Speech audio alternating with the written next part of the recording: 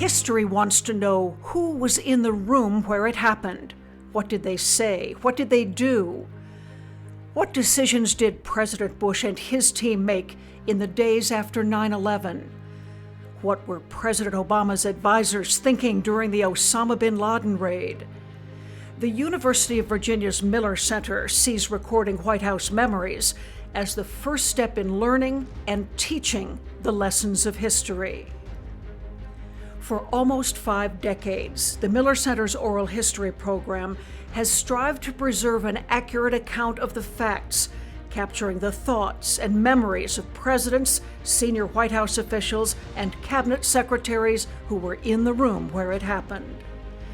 Those decades have witnessed 4 impeachment proceedings, 2 Gulf Wars, and a global war on terror, the first war in Europe since World War II, the first Black president and vice president, the first female vice president, and 3 female secretaries of state, 9/11, a global pandemic, a financial collapse, and constitutional crises.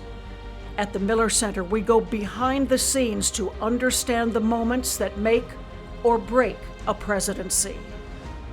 Why the Miller Center?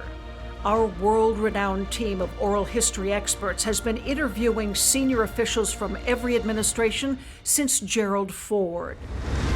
Brent Scowcroft, Dick Cheney, and Donald Rumsfeld, here at the Miller Center in 1977, would go on to serve in other administrations, and we would interview them again and again.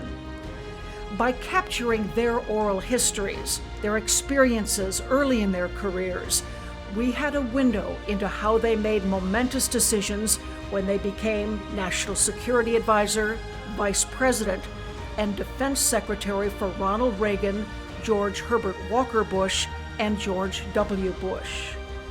We have interviewed people who held high office under Presidents Jimmy Carter, Bill Clinton, and Barack Obama. We begin our presidential oral history project shortly after a president leaves office, as soon as we have obtained the funding to support the project. Moving fast is essential. Memories fade as time goes on, and officials can pass away before we have a chance to preserve their thoughts. We typically interview about 100 officials, starting with the senior-most members of a president's White House team, the most important cabinet officials, and the president when possible. Our scholars allow each interviewee to reflect candidly. They share authentic words of praise for how the White House operated.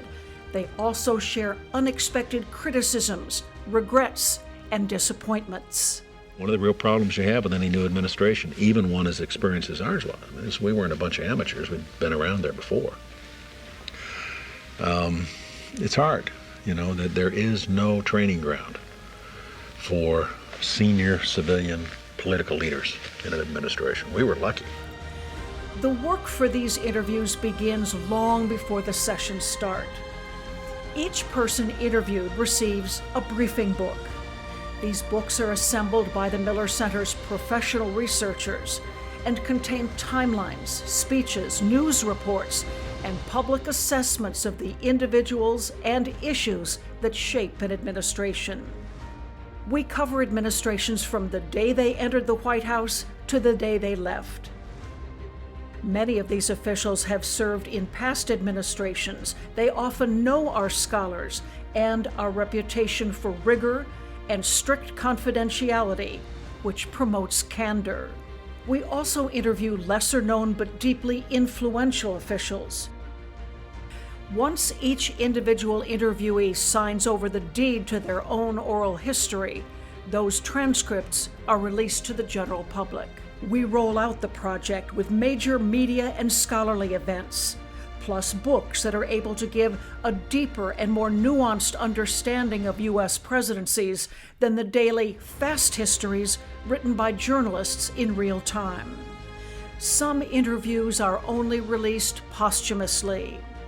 Per his request, a second portion of our oral history with Brent Scowcroft was released after Scowcroft passed away in 2020.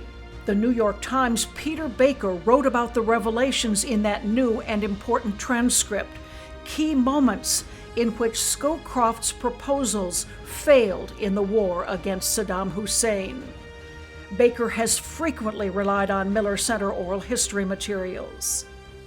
I've discovered in the process of doing books and reading your oral histories and so forth, the reporters at the White House, I think we get about 20% of what's really going on at a given time in real time.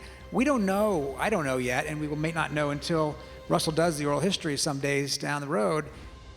I would say, Mr. President or Madam President, the first thing you must do is call the Miller Center and listen to those people, because they are nonpartisan and they are smart and they care deeply about our country, and they're going to help it. History is talking. We at the Miller Center are listening.